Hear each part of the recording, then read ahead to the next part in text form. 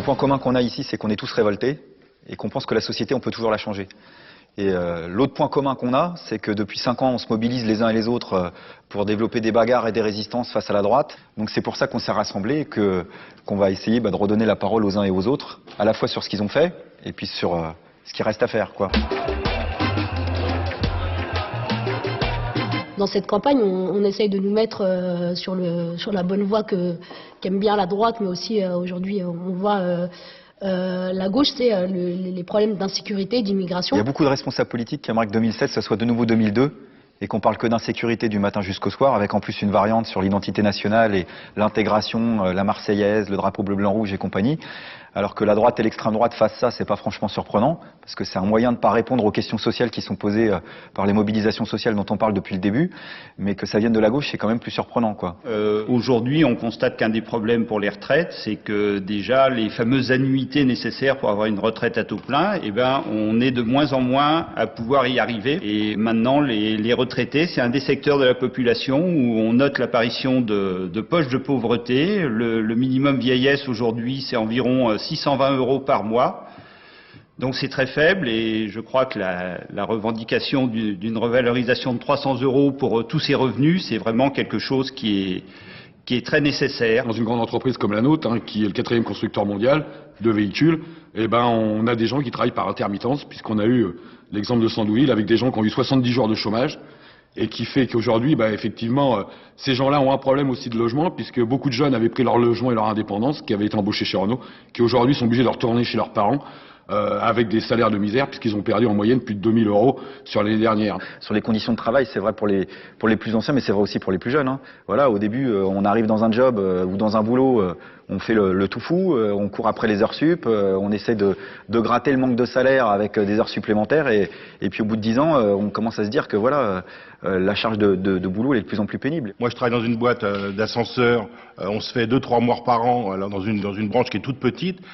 Pourquoi ? Parce que les conditions de travail sont terriblement dégradées, notamment pression sur le travail. La sécurité au travail, c'est 2 morts par accident de travail par jour, 8 morts par l'amiante par jour. Et ces morts-là, on n'en parle jamais parce que c'est jamais que des prolos, quoi. Sur les salaires, on a besoin aussi d'avoir une représentation du mérite et de ce que les gens donnent pour l'entreprise.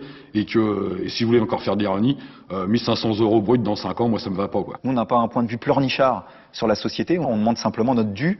Le respect auquel on a droit, puisque c'est 90% de la population qui fabrique des biens, des richesses, des services et qu'on voit finalement jamais la couleur. Aujourd'hui, moi j'habite la banlieue parisienne, les logements ils ont augmenté quasiment de 50% en 10 ans. Et les salaires, ils n'ont pas augmenté de 50% en 10 ans, ça se saurait. Et je crois que le problème du logement, c'est aujourd'hui un problème fondamental. Et quand on est dans une société où il y a des centaines de milliers de logements vacants et que par ailleurs on a des gens qui dorment dans la rue, il y a quand même un truc qui tourne pas rond, quoi. Tout ce que vous racontez là, nous, c'est notre avenir. Le CPE, ça a été la goutte d'eau qui a fait déborder le vase. En plus de tout ça, on nous proposait de nous jeter à n'importe quel moment comme un simple Kleenex, quoi. Nous, on pense que, il y a un certain nombre de mesures qui, pour les jeunes, permettraient d'améliorer notre situation quotidienne, que ce soit une allocation d'autonomie pour tous les jeunes, qui permettrait justement qu'on soit pas obligé de taffer en plus d'aller en cours. Moi, je travaille 17h30 par semaine en plus de mes 25 heures de cours. Au bout d'un moment, voilà, quoi. La semaine, ça devient compliqué. Il faut effectivement des revenus plus importants pour vivre mieux, mais quelque part, effectivement, on parle beaucoup de la petite enfance ou le 4e âge, etc. C'est-à-dire un certain nombre de services publics à développer ou à reconquérir. Il faut vraiment prendre le service public comme une garantie minimum, mais garantie quand même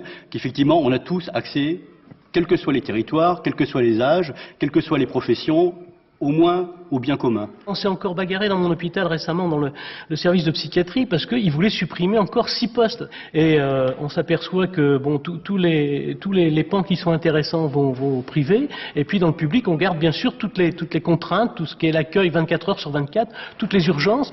Il faut entendre à chaque fois la souffrance des soignants qui disent on ne peut pas donner la qualité de soins qu'on voudrait donner aux gens. Et ça, c'est vraiment insupportable. On est de plus en plus nombreux à accepter un minimum de se serrer la ceinture, que ce soit dans nos conditions de travail, que ce soit dans les baisses de rémunération, les blocages de rémunération ou les prestations sociales qui diminuent, parce que le venin qu'on nous distille dans la tête, c'est le fait que la France s'appauvrirait et qu'il n'y aurait plus les moyens finalement de vivre correctement, ni au boulot, ni dans la vie de tous les jours.